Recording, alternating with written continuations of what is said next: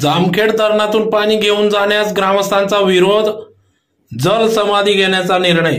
जामखेड धरणातून पाणी घेऊन जाण्यास साक्री तालुक्यातील सामोडे लगत असलेल्या पंचक्रोशीतील 15 ते 17 गावांनी या जामखेड धरणातून पाणी घेऊन जाण्यास विरोध दर्शविला असून आज जिल्हाधिकाऱ्यांना निवेदन देण्यात आले।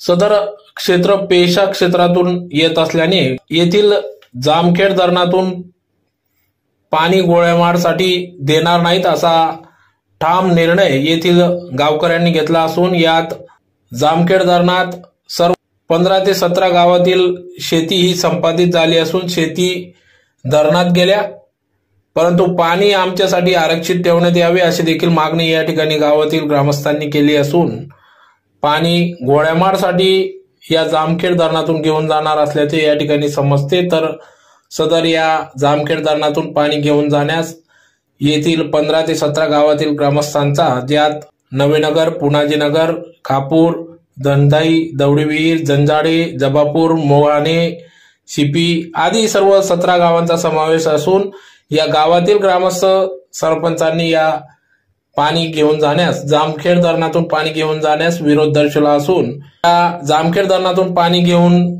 जाणार असाल तर आम्ही जल समाधी करू असा इशारा या ठिकाणी ग्रामस्थांनी दिला आहे।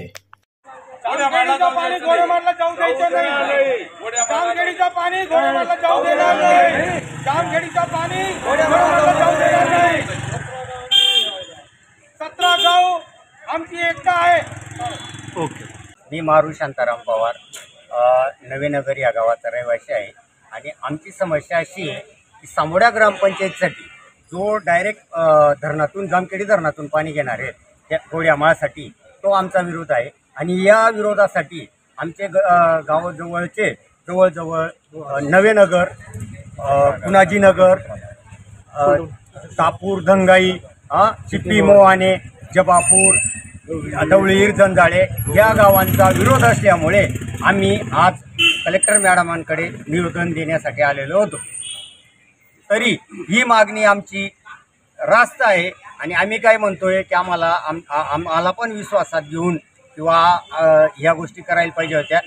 आणि जो पेसा क्षेत्रातील पाणी आहे तो आम्ही घोड्यामाळासाठी देणार नाही अशी आमची रास्त मागणी आहे। त्याच्यामुळे आम्ही निवेदन देण्यासाठी आलेलो आणि जर यासाठी आम्ही जामखेडी धरणासाठी जो जमीन संपादित केलेली आहे, आम्ही सर्व संपादित क्षेत्रवाले आहेत, ते आमच्या जमिनी धरणात केलेल्या होत्या आणि आम्ही तरी मॅडमांना रिक्वेस्ट करून सांगितलं की आमच्या जमिनी गेलेल्या आहेत, तो पाणी राखीव राहू द्या शेतकऱ्यांसाठी, आमच्या ढोरागुरांसाठी।